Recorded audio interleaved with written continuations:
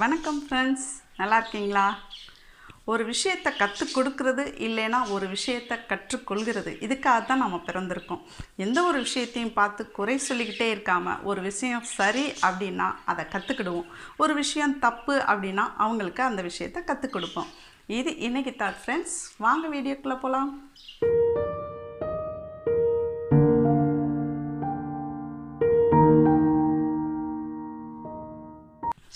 இன்றைக்கி நம்ம வீடியோவில் என்ன பார்க்க போகிறோம் அப்படின்னா, காடை வச்சு ஒரு கிரேவி பார்க்க போகிறோம். காடை நிறையா பேர் சாப்பிட்ருப்பாங்க, சிலர் சாப்பிட்டதே இல்லை அப்படின்னு சொல்லுவாங்க. ஸோ காடை ரொம்ப டேஸ்டான ஒன்று, சத்தானதும் கூட, ப்ரோட்டீன் ரிச் ஃபுட்டு.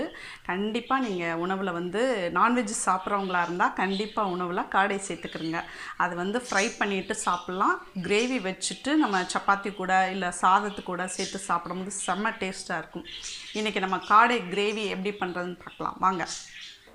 இதுதான் ஃப்ரெண்ட்ஸ் காடை.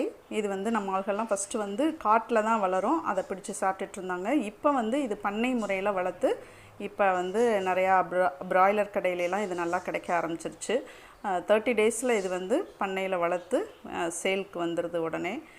ஸோ டேஸ்ட் வைஸும் ரொம்ப நல்லாயிருக்கும். நீங்கள் கண்டிப்பாக நான்வெஜ் சாப்பிட்றவங்களா இருந்தால் ஒரு தடவை ட்ரை பண்ணுங்கள்.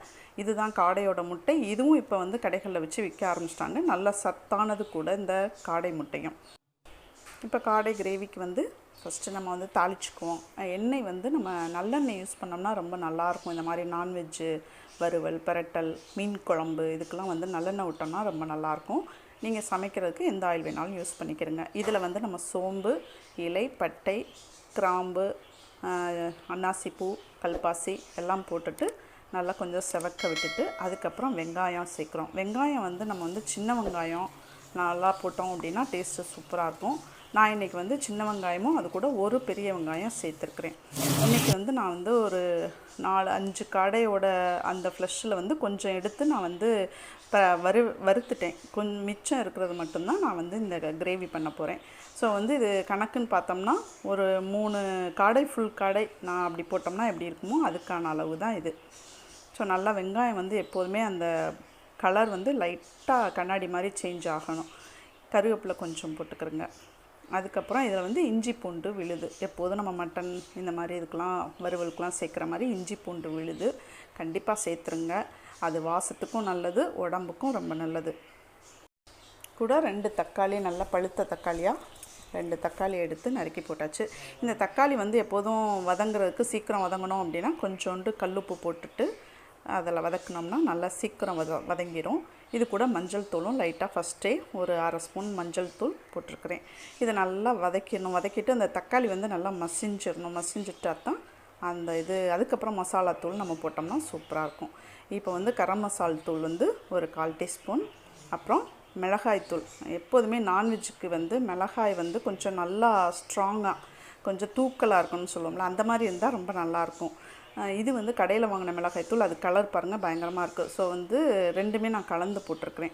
அந்த மசாலா தூளை இந்த எண்ணெயிலே சிம்மில் வச்சுட்டு லைட்டாக வதக்கணுன்னா அந்த பச்சை வாசனை போயிடும். அதுக்கப்புறம் நம்ம அந்த நம்ம காடை எது சேர்க்குறதுனாலும் நான் என்ன பொருள் இப்போ குழம்பு, கத்திரிக்காய் குழம்பு, காரக்குழம்பு வச்சோம்னாலுமே இந்த மாதிரி நம்ம மசாலா தூளை ஃபஸ்ட்டு வதக்கி விட்டுட்டு அதுக்கப்புறம் அந்த பொருட்களை சேர்க்கும் போது அந்த டேஸ்ட்டு ரொம்ப சூப்பராக இருக்கும். காடை எப்போதுமே கொஞ்சம் ஸ்மெல்லு கூட இருக்கும். இப்போ இந்த நாட்டுக்கோழி, பிராய்லர், மட்டன்லாம் கழுவுறதை விட காடை கூட கொஞ்சம் அதிகமாக நம்ம கழுவுற மாதிரி இருக்கும். ஏன்னா ஸ்மெல்லு கொஞ்சம் கூட இருக்கும். ஸோ அதுக்கு என்ன பண்ணலான்னா நல்லா மஞ்சள் தூள் போட்டு ஒரு 10 நிமிஷம் ஊற வச்சுட்டு அதுக்கப்புறம் கழுவி எடுத்துட்டோம் அப்படின்னா கரெக்டாக இருக்கும். இந்த டேப்லெட் காலம் பார்த்திங்கன்னா காடையோட மீட்டுக்கும் மற்ற 2 பேர்டோட மீட்டுக்கும் உள்ள கம்பேரிசன் என்னென்ன சத்து எப்படி இருக்குன்னு போட்டிருக்காங்க.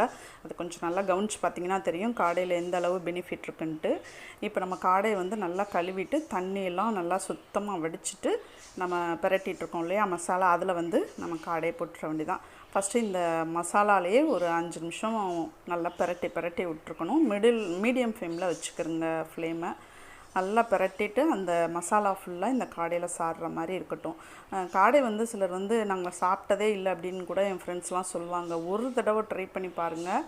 அது வேறு லெவலாக இருக்கும். அது சாப்பிட்டுட்டிங்கன்னா அதுக்கப்புறம் அதோடய டேஸ்ட் உங்களுக்கு ரொம்ப பிடிச்சிடும். ஏன்னா வந்து நாட்டுக்கோழி ரொம்ப பிடிக்கும் அப்படிங்கிறவங்களுக்குலாம் காடை கண்டிப்பாக பிடிக்கும். இதோட டேஸ்ட்டு வித்தியாசமாக இருக்கும். குழந்தைங்களுக்கும் இந்த மாதிரிலாம் செஞ்சு கொடுத்தோம் அப்படின்னா சூப்பராக இருக்கும், ரொம்ப விரும்பி சாப்பிடுவாங்க. ஸோ வந்து நான் கொஞ்சம் நேரம் மூடி போட்டு வச்சிட்டோம்னாலே அதுவே தண்ணி விட்டு கொஞ்சம் வந்திருக்கு பாருங்கள். இந்த மாதிரி வர வச்சுட்டு அதுக்கப்புறமா நம்ம தேவையான அளவு தண்ணி ஊற்றும் போது தான் டேஸ்ட்டு செம்மையாக இருக்கும். ஃபஸ்ட்டு அந்த எண்ணெய் வந்து வெளியில் விடணும். இந்த மூடி போட்டு வச்சோம்னா தண்ணி விட்டு அந்த எண்ணெயெல்லாம் மேலே லைட்டாக விட ஆரம்பிக்கும் பாருங்களேன், பார்த்தாலே தெரியும். இந்த சமயத்தில் வந்து நம்ம தேங்காய் ஒரு 1/4 மூடி தேங்காய் எடுத்து நல்லா பால் மாதிரி எடுத்துகிட்டு இந்த கிண்ணத்தில் அரைக்கணும் வச்சுருக்கிறேன். அதை வந்து எடுத்து கலந்து விட்டுறணும். இப்போ வந்து காடை வந்து பிராய்லர் அளவுக்கு சீக்கிரம் வேகணும்னு சொல்ல முடியாது. ஓரளவு நல்லா வந்து வேகணும் அப்படிங்கிறதுனால குக்கரில் ஒரு விசில் தான், ஜஸ்ட்டு ஒரு விசில் வச்சு மட்டும் அதை அப்படியே எடுத்து குக்கருக்கு மாற்றி ஒரு விசில் வச்சு எடுத்துருங்க. என்ன மாதிரி எண்ணெய் மேலே தெளிஞ்சு நல்லா குழம்பு செம்மையாக ரெடியாக இருக்குது பாருங்கள். இந்த அளவு அந்த குழம்பு வெந்து அந்த எண்ணெய் மிதக்கும் போது அங்கே கரெக்டாக இருக்கும் பக்குவம். நம்ம என்ன தான் அடுப்பில் வந்து ரொம்ப நேரம் கொதிக்க வர மாதிரி இருக்கும். அதுக்கு பதிலாக நீங்கள் எப்போதுமே இந்த மாதிரி மட்டனோ இல்லை சிக்கன் செய்யும் போது, நாட்டுக்கோழிலாம் செய்யும் போது குக்கரில் இந்த மாதிரி ஒரு விசில் வச்சு எடுத்து பாருங்கள். டேஸ்ட்டு சூப்பராக இருக்கும் ஃப்ரெண்ட்ஸ்.